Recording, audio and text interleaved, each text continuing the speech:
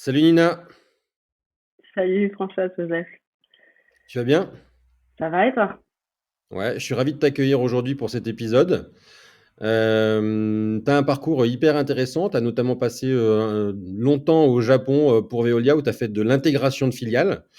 Et on va revenir un petit peu sur ton parcours, mais avant tout ça, je te laisse te présenter. Je suis ravie d'être avec vous aujourd'hui. Merci pour ton invitation.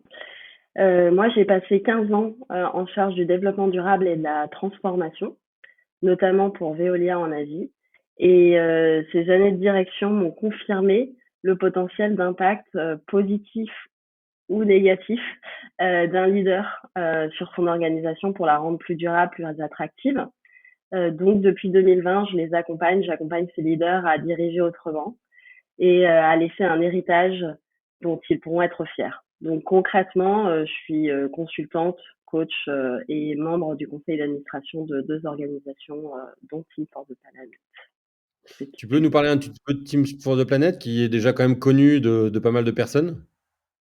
Oui, alors je vous conseille d'aller voir, c'est vraiment un ovni comme on pourrait dire, parce que c'est le meilleur de plein de monde, mais ils accompagnent. L'idée, c'est de miser sur les forces de l'entrepreneuriat pour trouver des solutions contre le changement climatique. Et donc l'idée, c'est d'accompagner des solutions scientifiques en alliant la connaissance scientifique et la connaissance business, donc en matchant des scientifiques et des CEO pour les aider à se développer et à développer en open source, si possible, leur solution. Et puis, c'est un mouvement, en plus de tout ça, pour lutter contre le changement climatique.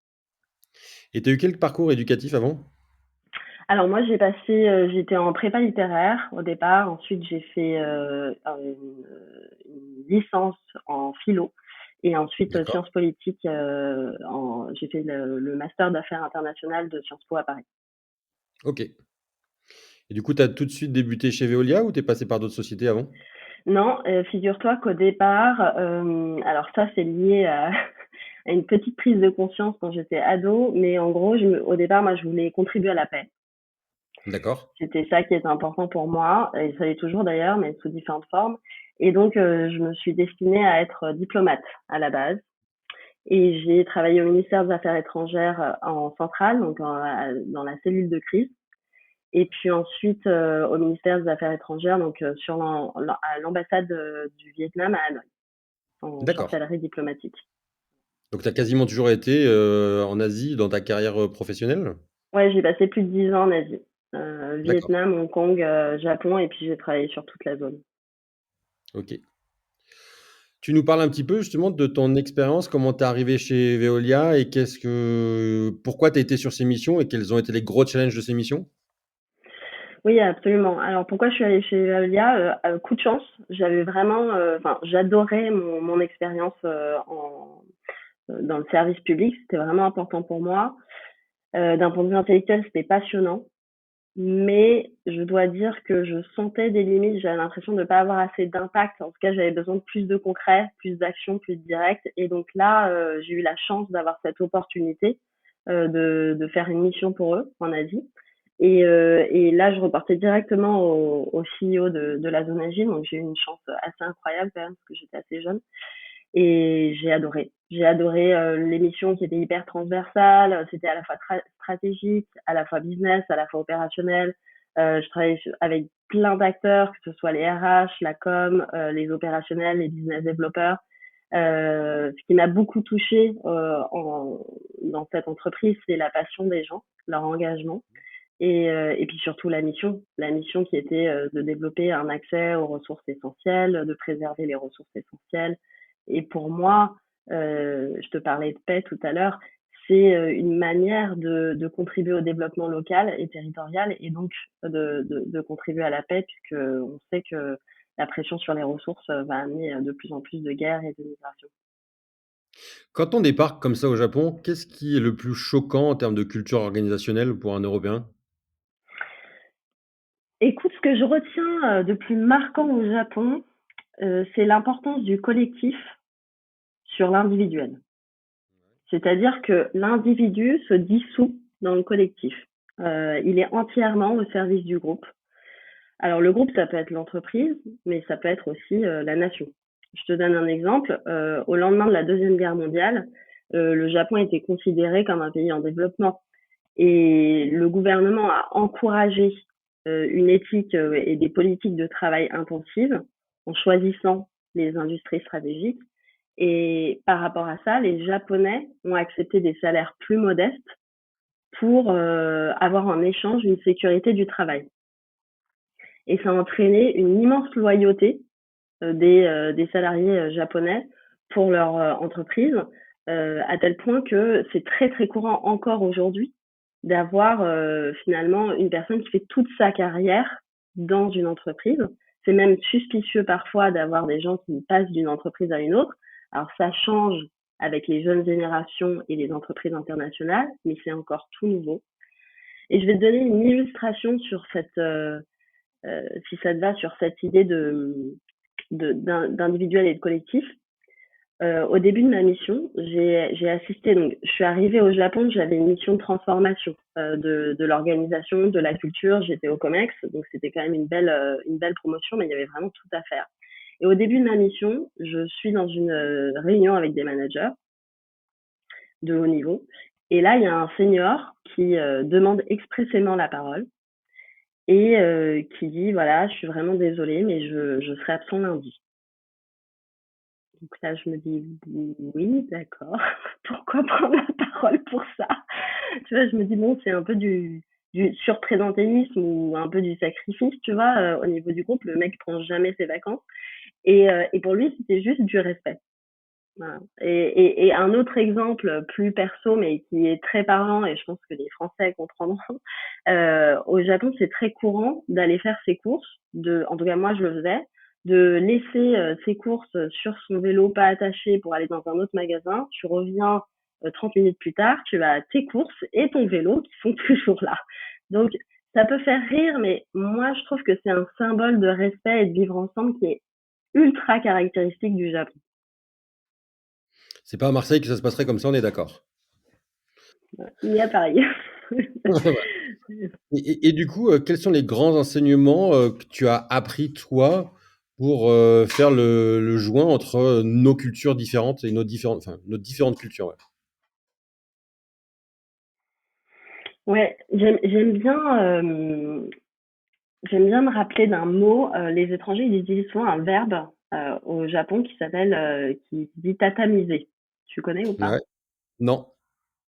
Ouais. Non. Alors, c'est l'idée en fait qu'un étranger peut essayer de devenir plus japonais que les Japonais. Donc, tu vois, en adhérant à tous leurs codes, leurs pratiques, etc.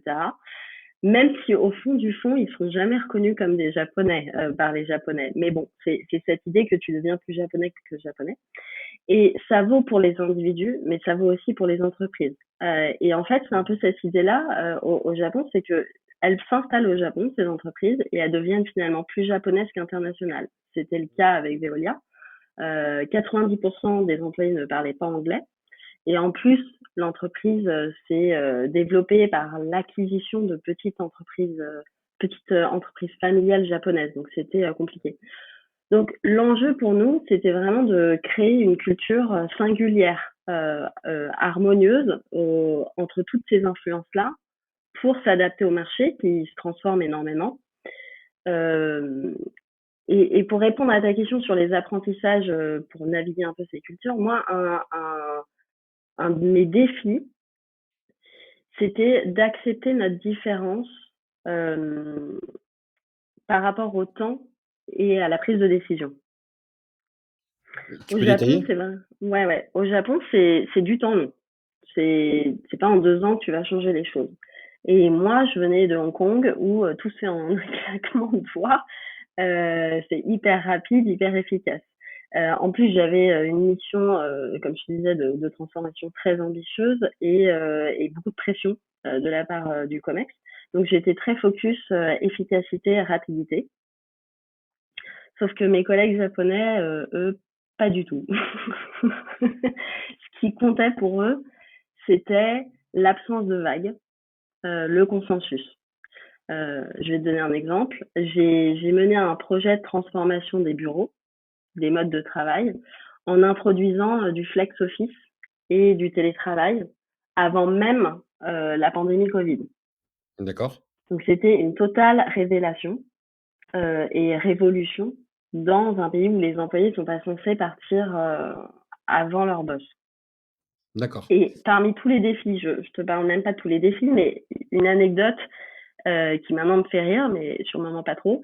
Je me souviens d'une discussion où j'ai passé, on était 15 et on a passé 3 heures à discuter des différents échantillons de gris de la moquette pour s'assurer que ça plairait à tout le monde.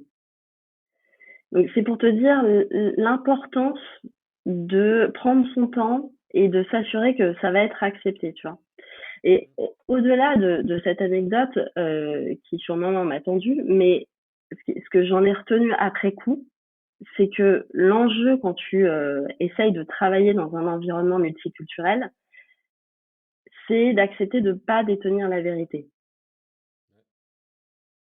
Accepter qu'il y a une vision profondément différente de la tienne, du monde, et qu'elle a autant de valeur que la tienne. Eh ben, ça paraît facile à dire, mais c'est une sacrée expérience d'humilité d'y arriver. Et pour autant, c'est ça qui est essentiel pour créer les bases d'une culture commune pérenne. Donc c'est ça que j'en retiens. Pour qu'on comprenne bien, sur ta période, Veolia, vous avez réalisé combien d'acquisitions et combien d'intégrations? Il y avait, alors ça a été une grande période hein, parce que Veolia s'est développé dans les années 2000, mais quand je suis arrivée, il y avait parce qu'il y a eu plein de petites entreprises qui ont été intégrées, puis ça a été remis, puis ça a été remis, mais il y avait une vingtaine d'entités. D'accord. On était 5000 au Japon, tout autour du Japon, donc c'était ouais, c'était assez important. Et puis au Japon, le marché qui évolue bien sûr, mais il était hyper siloté. C'est-à-dire que pour un traitement d'eau, au lieu d'avoir quelqu'un qui s'occupe de prendre l'eau, l'acheminer, le traiter, le distribuer, pour le faire très très caricatural, tu avais une entité qui pompait l'eau, une entité qui distribuait l'eau, une entité qui traitait l'eau, une entité qui distribuait. Donc c'était aussi tous ces silos qu'il fallait retravailler pour s'adapter à l'évolution du marché qui était beaucoup plus sur le long terme que le court terme et beaucoup plus en synergie qu'en silo. Tu nous as donné l'exemple tout à l'heure de ton collègue qui a pris la parole pour, s'excuser de son absence. Est-ce que tu as d'autres différences et d'autres exemples de différences de mode de communication? Oui, alors c'est un mode de communication qui est lié à la prise de décision aussi, je trouve. En fait, donc le Japon, c'est la prise de décision au Japon, c'est très complexe parce que c'est une culture très hiérarchique. Mais qui en même temps, comme je disais, fait beaucoup de place au consensus à tous les niveaux de l'organisation. Donc c'est pas le boss décide et tout le monde s'aligne. Non, non, c'est il faut que Mmh. tout le monde soit d'accord du terrain jusqu'en haut. Et généralement, ça part du terrain jusqu'en haut. Et en plus de ça, il y a une technique donc de prise de décision slash communication qui s'appelle le nemawashi. Mmh. Tu vois ce que c'est? Tu veux que j'explique Non, ou vas-y, ouais. je on va Alors détailler en pour deux l'audience. mots, ouais, voilà. En 2 mots, l'enjeu, c'est de préparer le terrain, donc D'accord. de s'assurer avant une décision officielle que tout le monde est d'accord, qu'il va pas y avoir de vagues avant qu'elle soit annoncée. En fait, c'est répondre à un principe important au Japon qui est celui du wa, c'est l'harmonie. Et c'est l'idée d'anticiper plutôt que en Occident où on peut lancer une décision ou lancer un débat et puis on répond un ping-pong. Au Japon, tout est prévu. Tu vois, en termes de communication, tout est prévu, tout est maîtrisé en amont. Je te donne deux exemples.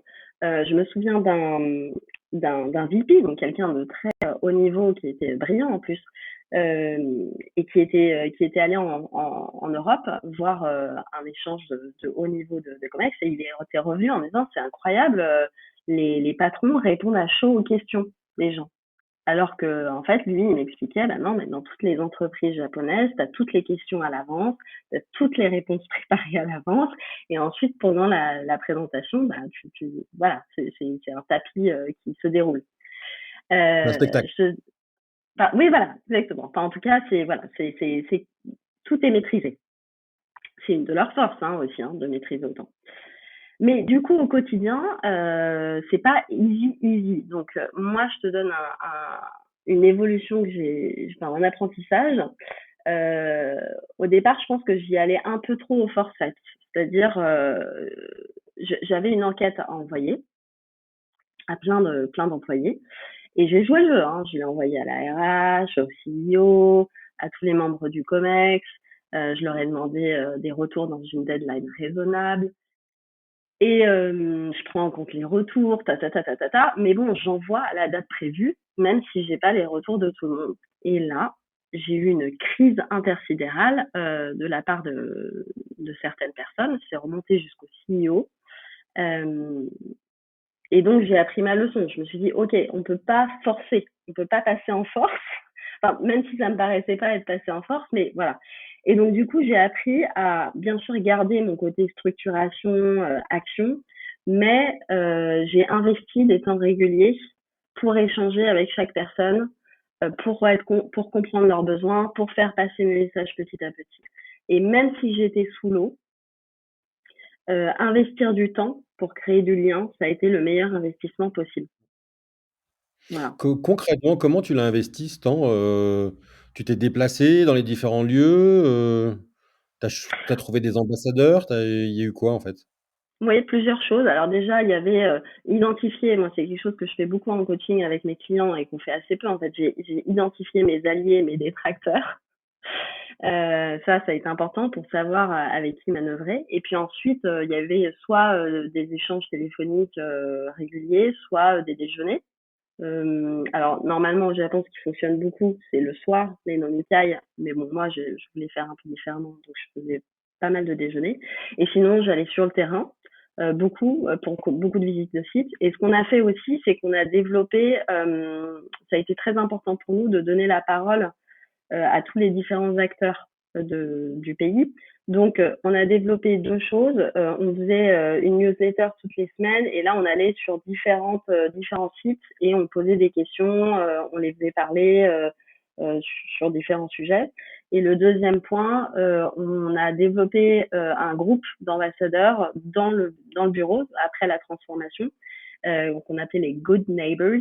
Et Mmh. l'idée, c'est ils représentaient tous différentes entités ou départements, et ils ont lancé ce qu'on appelait des lunch and learn, donc c'était des activités le midi, où il y avait soit des sensibilisations sur des sujets transversaux qui touchaient de près ou de loin le Japon ou la mission de Veolia, soit c'était des gens de différentes business qui présentaient leurs enjeux, leurs stratégies, leurs défis.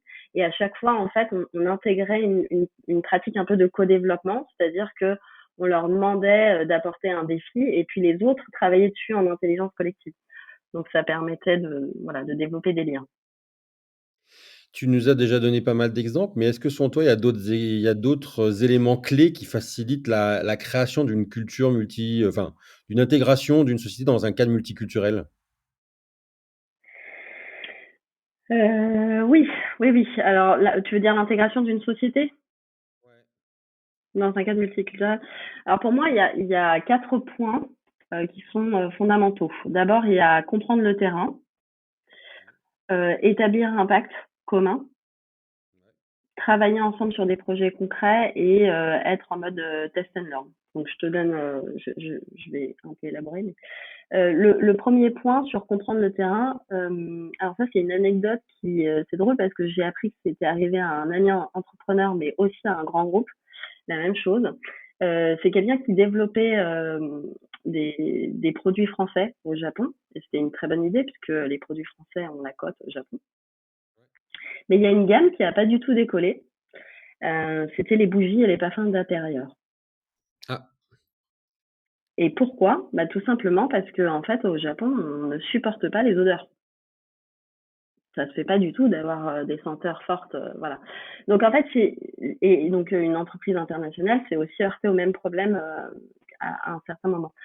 Et ce que ça dit, ça, c'est que c'est primordial pour une société, mais ça vaut aussi pour un nouveau boss qui arrive dans un nouveau poste, hein, on oublie souvent, d'observer, de prendre un temps d'observation et d'interaction avec le terrain pour comprendre en fait les enjeux, les attentes et tout. Et ça va aussi avec l'idée de sensibiliser bien sûr les équipes aux différentes culturelles. Donc ça, c'est le premier point. Le deuxième point, c'est établir un pacte commun.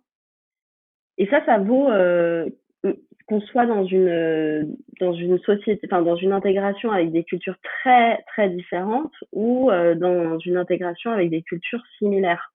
Parce que parfois on a l'impression qu'on est pareil, mais en fait c'est là où le danger est le C'est plus l'autre fort, qui parce fait qu'on peur. fait pas attention à l'autre, voilà.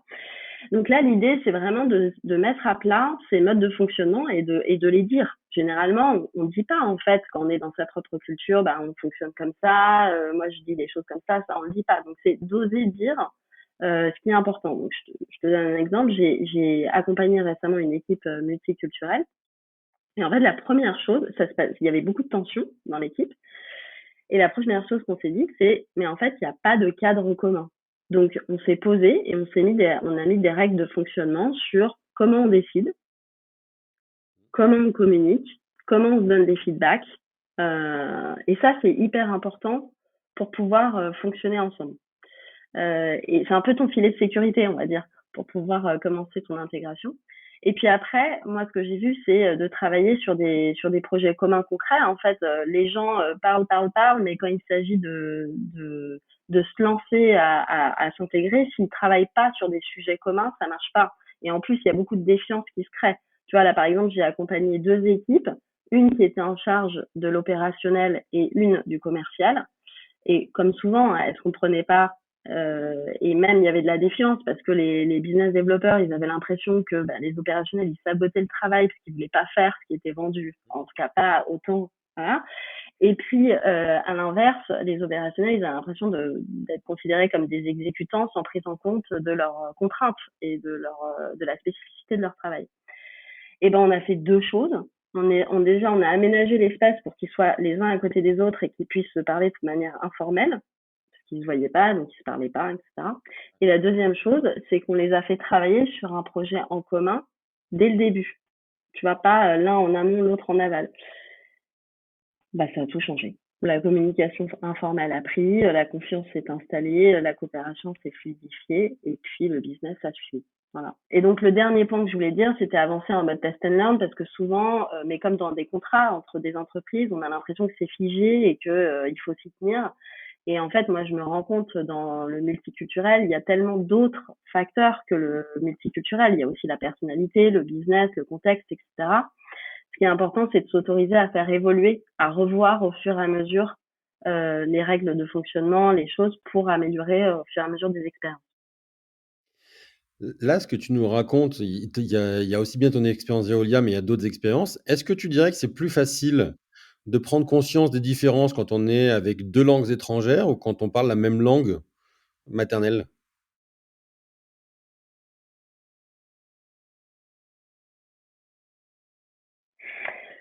Bonne question.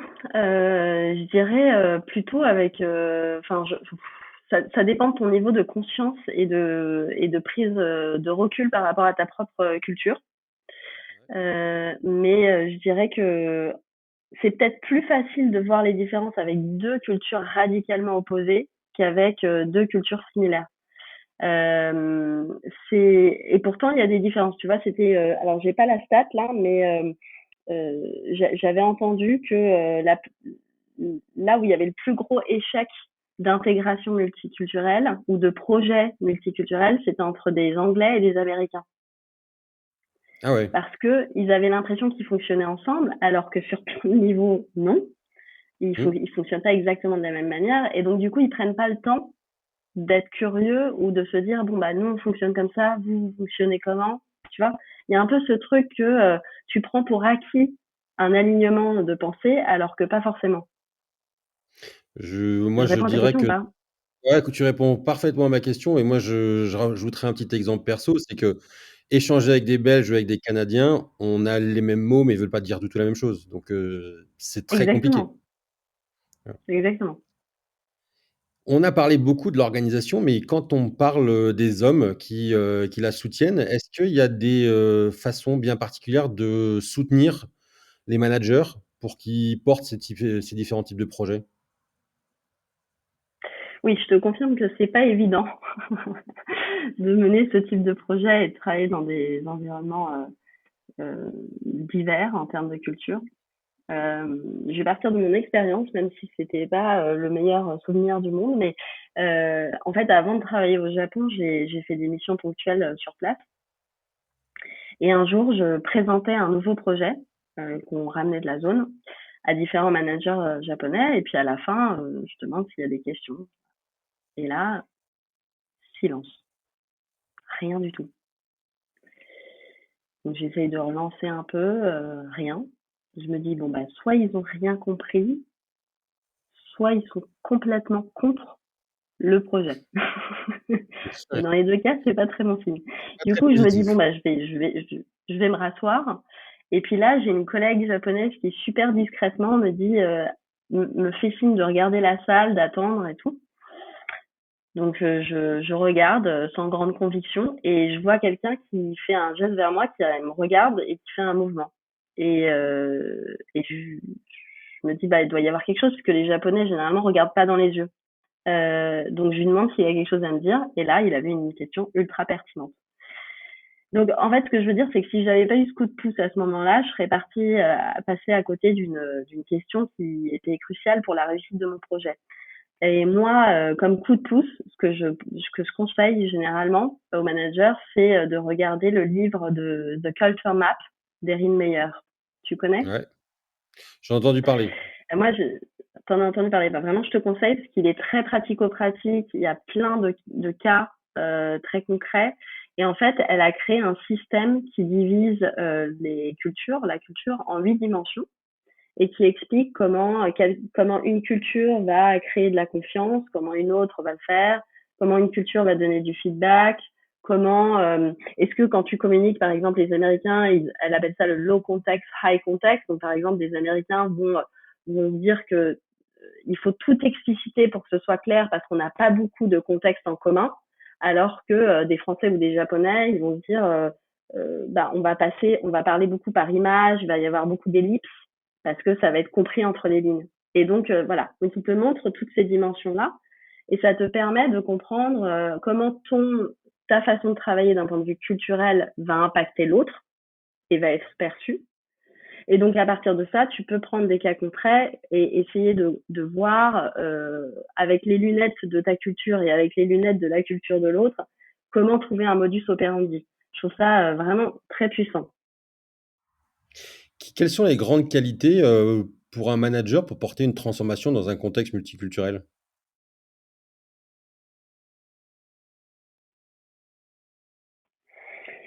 Je pense qu'il y en a, alors, beaucoup. Clairement, des compétences de conduite du changement, euh, mais aussi beaucoup. En fait, je crois que le plus important, c'est le leadership. Euh, D'accord. ouais, Incarné de quelle façon? je vais te, ouais, en fait, je vais prendre un cas.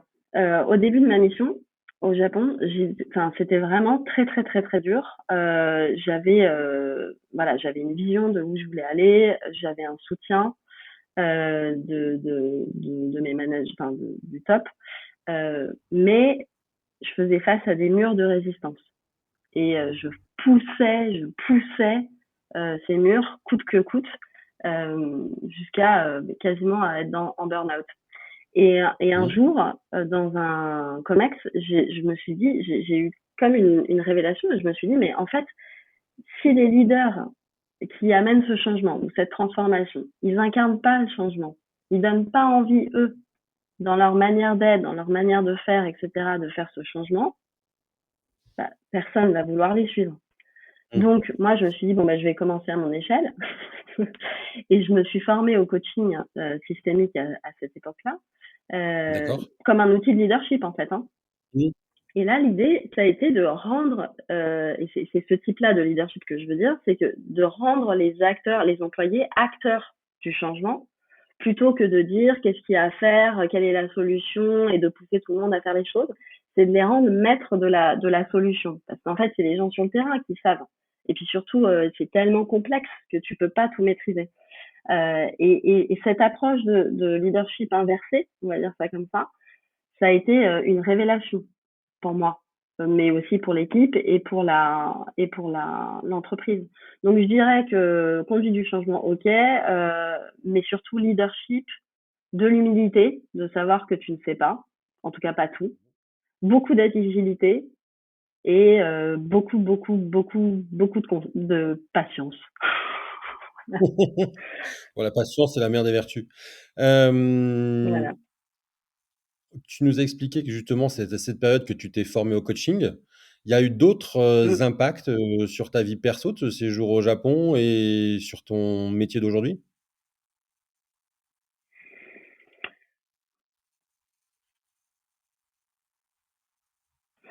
D'autres impacts sur mon métier, de cette expérience, tu veux dire?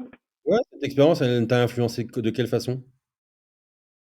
Bah déjà, enfin moi ça a tout changé. Enfin vraiment, je pense que j'en suis ressortie beaucoup plus consciente de qui j'étais, de mes forces, de mes talents, de qui je n'étais pas aussi, de ce qui me drainait, de ce qui me donnait de l'énergie. Et puis je pense qu'en tant que leader, j'ai été beaucoup plus agile, avec beaucoup plus d'ouverture d'esprit.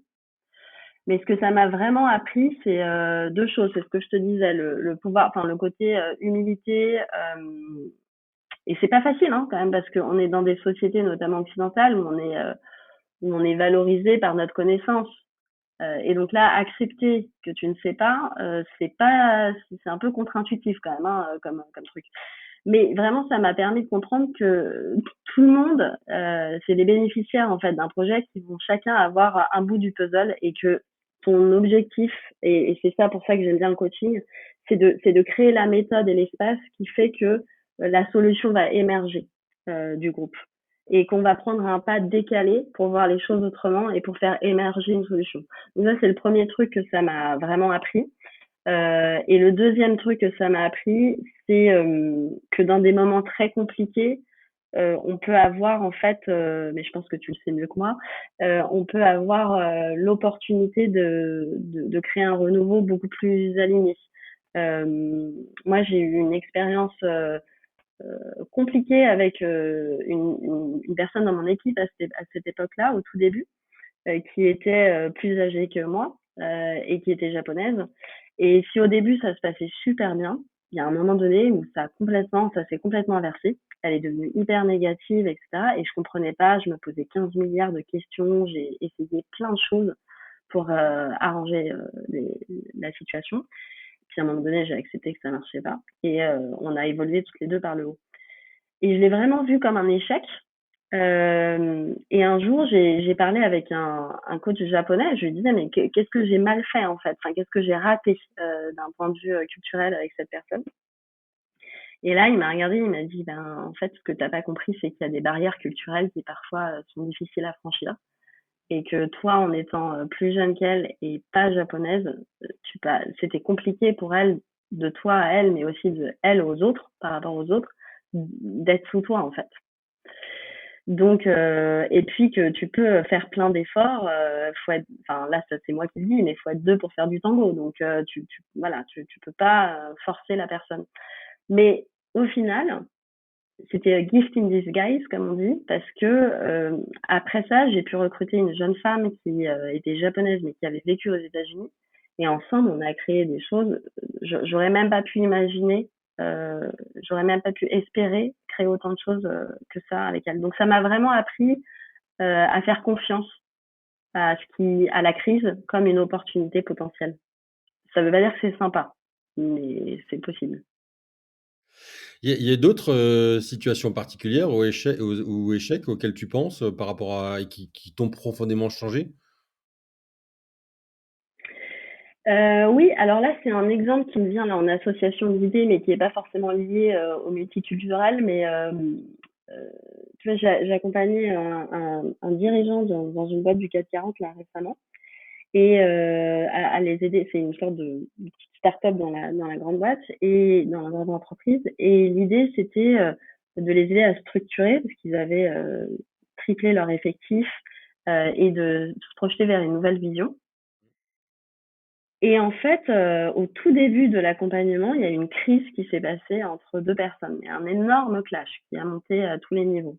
Et en fait, parce que je savais ça, que, que vraiment une difficulté relationnelle peut amener à quelque chose de positif, j'étais très calme. Et moi, je l'ai vraiment pris parce qu'on avait fait des entretiens avant, donc on avait libéré la parole. Et c'est là où il y a eu le clash. Et je l'ai vraiment vu comme un bon signe, en fait. Un signe que les choses, les non-dits remontent et donc on peut les traiter. Et ça n'a pas été facile, mais il y a eu des discussions plus ou moins tendues, et ce qui a permis à tout le monde d'évoluer par le haut. Donc en fait, même si lui pouvait voir ça comme un échec de on n'a pas réussi à créer l'harmonie, etc., en fait, ça a été un succès parce qu'il a enfin pu dire moi, dans mon entité, j'accepte ce type de management. Et ça, c'est pas OK. Et on va se mettre d'accord sur quel type de leadership on veut avoir ensemble et vers où on veut aller ensemble et comment on veut coopérer ensemble. Et donc, ils sont tous repartis sur des bonnes bases. Est-ce qu'il y a d'autres conseils que tu donnerais à une entreprise qui va se retrouver à faire une intégration multiculturelle que tu nous as pas partagé jusqu'à présent? Oui, alors moi je dirais que la première chose à se poser, et on oublie parfois, c'est de se demander quelle est son intention. Est-ce qu'on veut fusionner et donc accepter de mixer les pratiques? Est-ce qu'on veut absorber l'entreprise et donc faire en sorte qu'elle devienne nous? Est-ce qu'on veut acquérir l'entreprise mais la préserver? Donc la laisser libre en fait de faire. Ça c'est hyper important parce qu'en fonction de son intention, on va pas du tout choisir la même entreprise et on va pas agir de la même manière. Le deuxième truc à faire, c'est faire un diagnostic de compatibilité culturelle pour voir si ça peut matcher. Parce que comme disait, c'était Peter Drucker qui disait Culture eats strategy for breakfast. Et donc en fait, même si on a la meilleure stratégie et le meilleur objectif financier, si la culture ne fit pas, ça va pas marcher. Et c'était le cas je crois que c'était Maurice Lévy, l'ancien président de Publicis, Publicis? qui a arrêté un projet d'intégration avec Omnicom à l'époque parce qu'il n'y allait pas avoir d'entente culturelle. Donc ça c'est important d'oser arrêter. Hein. C'est difficile, surtout quand on a prévu ce pas-là. Et puis après, je dirais deux choses. Ce qui est important, c'est de bien travailler en amont et en aval de l'intégration avec des représentants des deux entreprises sur des aspects très pratico-pratiques, hein, bien sûr, le juridique, les RH, etc., mais aussi sur le côté culture. Euh, et le dernier point, c'est quand même de garder un certain sens d'humilité parce que je crois que c'était la Harvard Business Review qui disait qu'il y avait 70% d'opérations de transformation organisationnelle qui échouaient. Et donc, c'est de se dire que même après avoir fait l'intégration, ou même pendant l'intégration, de garder le temps long pour pouvoir continuer à, euh, à endiguer ou pallier les problèmes qui peuvent survenir à cette intégration-là. Quelque chose qui a beaucoup, beaucoup fonctionné, que ce soit moi dans mon expérience au Japon ou avec d'autres clients, c'est le travail je te parlais de travail en commun tout à l'heure, le travail sur la raison d'être ou la mission et les valeurs. Parce qu'en fait, c'est quelque chose qui dépasse chaque entité et ça leur permet de se rassembler autour de quelque chose de commun qui est motivant et ça change tout. Tu as parlé aussi il y a 2 minutes du diagnostic. Comment on fait un bon diagnostic de Mmh. culture? Ah, bonne question. Eh ben, tu peux te faire accompagner, bien sûr, pour ça, mais c'est déjà de comprendre bien ta culture et puis d'aller voir le terrain et de voir, comme je t'avais dit là, sur les différents Mmh. paramètres, Ouais. c'est quoi leur rite, c'est quoi leur valeur, c'est quoi leur vision, leur vision, pardon, leur mission, et comment ils fonctionnent et de voir si ça va matcher ou pas. Mmh. Donc Toi, c'est des derrière, maintenant, entretiens, tu en fais des diagnostics pour des sociétés de ce type? je peux accompagner sur la mise en place d'ateliers, par exemple, pour travailler sur la culture en soi, etc. Après, moi, je suis pas une auditrice, donc je vais pas te faire un audit per se, mais je peux accompagner sur l'accompagnation, enfin sur le changement. Comment ces expériences d'intégration, elles ont fait évoluer tes pratiques de leadership à toi?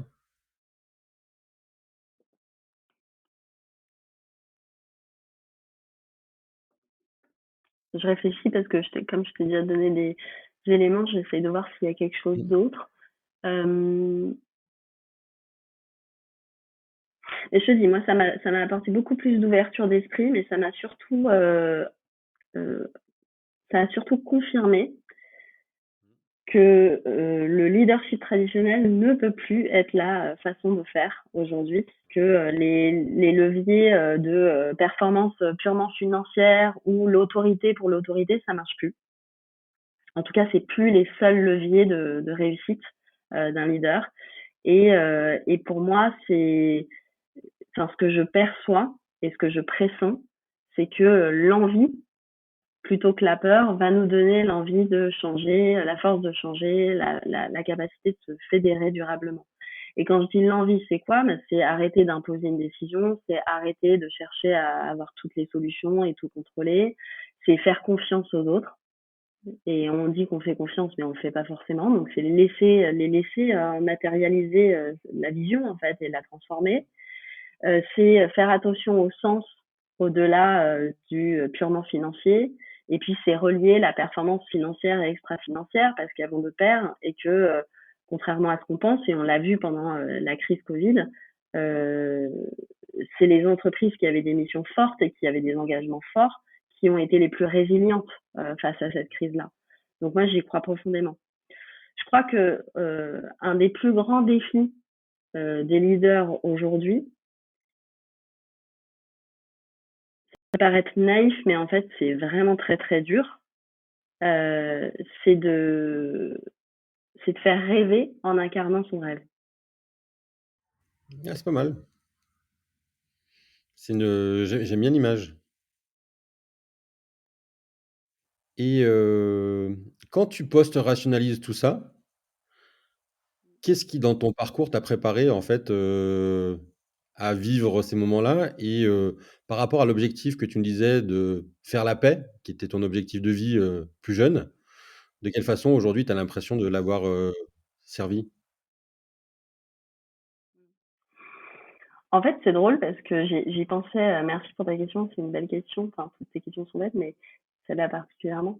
Euh, je me rends compte que je sais pas si toi ça te fait ça aussi, mais en tout cas, j'ai l'impression que chaque expérience de vie m'a préparée à la suivante.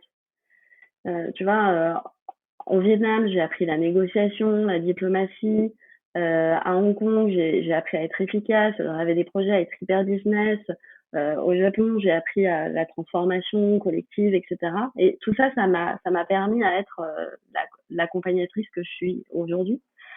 Et en fait, je me suis rendu compte que pour répondre à ta question sur la paix, au départ, je pensais que la réponse enfin, pour insuffler à mon échelle la paix, c'était de travailler comme diplomate, parce que c'était au niveau institutionnel. Après, je me suis dit, bon, non, c'est trop long, c'est pas du tout assez concret, donc enfin pour moi en tout cas, donc je vais aller sur le terrain avec le business et je vais développer au niveau territorial, économique et social.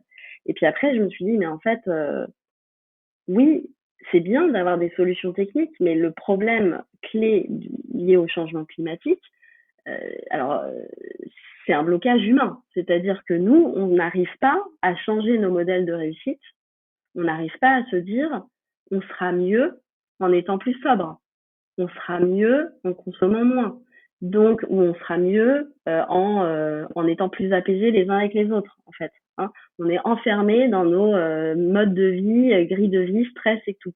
Donc, en fait, c'est ça qui m'a amené au coaching, de me dire, mais en fait, le changement, il est là. Il est dans l'état d'esprit, dans la manière dont tu vois le monde, dans la manière où toi, tu es apaisé avec toi-même.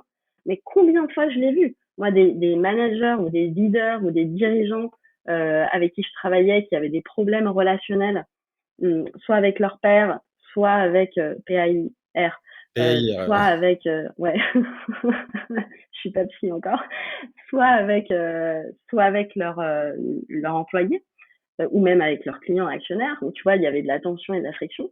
À partir du moment où ils ont pris un pas de recul, où ils ont un espace pour eux, pour être entendus, pour voir les choses différemment, pour être un peu challengés, mais quand même en douceur, euh, et qui se retrouvent à reprendre la maîtrise de leur temps, à se reconnecter avec leurs forces, avec qui ils sont, avec leur aspiration, tout déroule après. Il y a une paix avec l'autre qui déroule. Donc je crois vraiment, long story short, je crois que si on travaille sur notre paix intérieure, ça va se refléter à l'extérieur. Et c'est pareil pour l'impact environnemental. Je pense que si on est respectueux et en écoute, on va moins consommer, on va moins. Et puis tu le vois quand t'es en stress, tu décides beaucoup moins bien que quand t'es calme. Comment tu amènes un dirigeant à prendre du recul alors qu'il n'est pas forcément conscient de cette prise de distance qu'il doit faire par rapport à lui-même? Bah déjà, il faut qu'il soit d'accord pour prendre ce temps. Ça, c'est la première chose. Si lui, il est pas motivé, je te le disais, hein, Alors, je dirais plutôt, en tant que manager, comment, sur tes équipes, tu les amènes à prendre, conscience de cette nécessité de prendre, de la distance? En fait, donc deux choses l'une. Soit ça revient parce qu'il y a des critiques où il y a eu un 360 qui fait que voilà, et donc ils se disent, ou alors on leur dit les RH, bon, il y a un truc à gérer là, voilà. Soit c'est parce qu'il y a un blocage pour une mobilité, soit parce qu'il y a trop de tension. Donc ça, là, ils sont un peu contraints et forcés, et donc on essaye de comprendre ce qui se passe pour eux et ce qui est dit. Soit c'est eux en fait qui sentent que ça marche plus. Tu vois, c'est comme je te disais, moi à un moment donné j'ai frôlé le burn-out. Tu te dis mais en fait je peux pas espérer quelque chose de nouveau en continuant la même chose. Donc il faut juste que voilà, je prenne un peu de recul pour voir différemment. Et à partir de là, bah, ce qu'on essaye de voir c'est euh, qu'est-ce que ça leur fait, ce qui se passe, ça vient toucher quoi, quel type de leader ils veulent être. Ils veulent quel héritage ils veulent laisser. C'est la fin de leur mission. Ils veulent qu'on se souvienne d'eux. Pourquoi? C'est des questions quand même importantes en fait. Qu'est-ce que tu auras Qu'est-ce que tu vas regretter si tu pars aujourd'hui? Voilà. Donc plein de questions comme ça qui vont être plus ou moins confortables, mais qui vont permettre de révéler un peu ce qui est important et puis voilà, de faire un état des lieux de ce qui fonctionne pas. Moi, ce que je fais à chaque fois au début d'un accompagnement quand c'est du coaching individuel, c'est que je leur dis bon bah voilà, on a la problématique, mais qu'est-ce qui est important pour vous? Qu'est-ce qui fera que c'est une réussite? Et on crée une sorte de boussole avec plein de petits ingrédients, enfin ou grands d'accord, ingrédients. Et ils ont ça comme objectif. Et donc, on l'utilise comme avant-après. Et ça les aide déjà, ça, à prendre ce recul et à se recentrer sur ce qui est important pour eux, en fait. Mmh. Et après, tu prends des Qu'est-ce qui cas t'épanouit concrets et voilà. qu'est-ce qui t'épanouit le plus aujourd'hui dans ton rôle?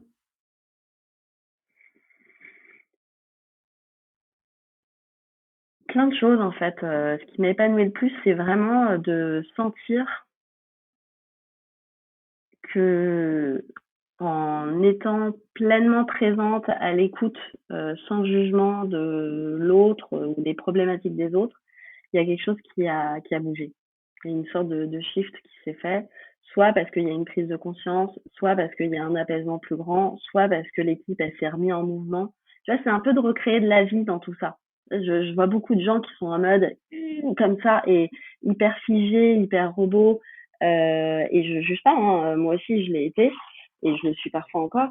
Mais c'est comment voilà recréer de la fluidité, de la sérénité, de la vie quand je vois qu'il y a il y a une sorte de libération qui se fait. Je sais pas comment t'expliquer. Il y a voilà, il y a quelque chose il y a un système qui reprend vie, qu'il soit individuel ou collectif. Ça, c'est vraiment tellement gratifiant. Enfin, je me dis, mais on me fait l'honneur de me partager quand même des choses plus ou moins confidentielles et je revois des évolutions comme ça. C'est hyper gratifiant. Et puis quand c'est au niveau des conseils d'administration, moi, ce qui me plaît vraiment le plus, c'est de me dire, j'ai pu, par mon regard différent, aider à voir les choses un peu différemment, à peut-être prévenir des risques qui n'auraient peut-être pas été vus ou à donner des idées qui auraient peut-être pas été voilà, celle qu'un dirigeant la tête dans le guidon et qui n'a pas du tout la même expérience que moi, parce que je n'ai pas la même expérience que lui, n'aurait pas pu avoir.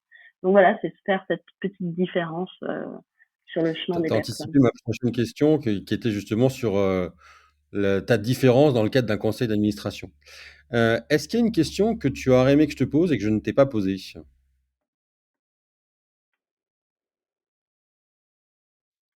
Non, mais je vais te retourner la question. Qu'est-ce que, dans tout ce que je t'ai dit, t'a le plus marqué ou a peut-être résonné ou t'a surpris? Tu es une très bonne coach pour poser cette question.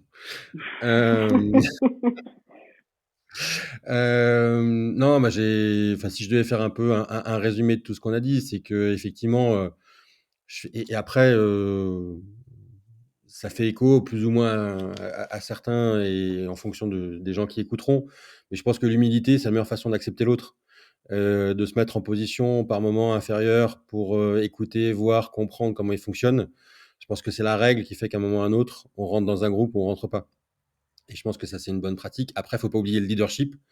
C'est que, et c'est peut-être notre façon européen d'être leader, c'est qu'à un moment, on doit décider.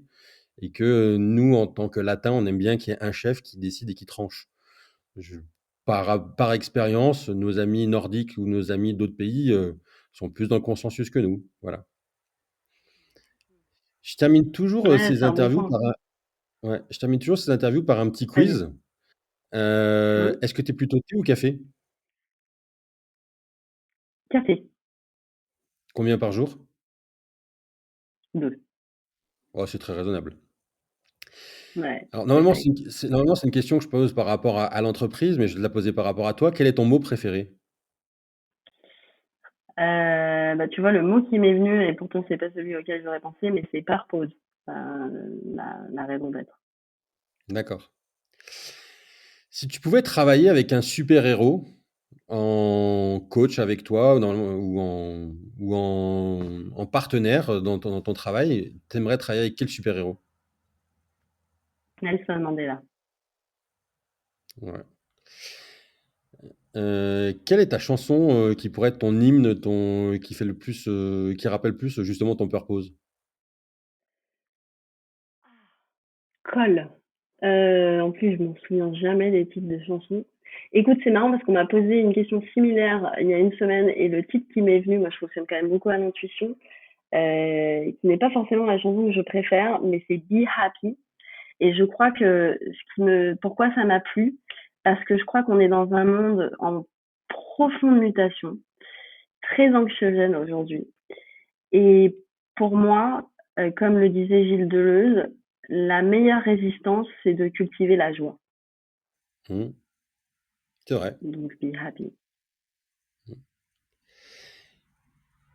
Quel est le plat le plus bizarre que tu aies mangé pendant un repas d'affaires? Ah, là, je me souviens direct. Je pense qu'en C'était, en Asie, ça a été servi. ah ouais, ouais, c'était comment on appelle ça? Des trucs, les concombres de mer. D'accord. Donc c'est des sortes de, je sais pas, de limaces de mer, tout gluant. Et vraiment, c'était très très dur. Et c'est bon ou pas bon? Moi, j'ai vraiment pas trouvé ça bon. Mais c'est quand même une preuve d'honneur de te faire manger ça. D'accord. Si tu pouvais voyager dans le temps, à quelle période aimerais-tu, travailler ou entreprendre?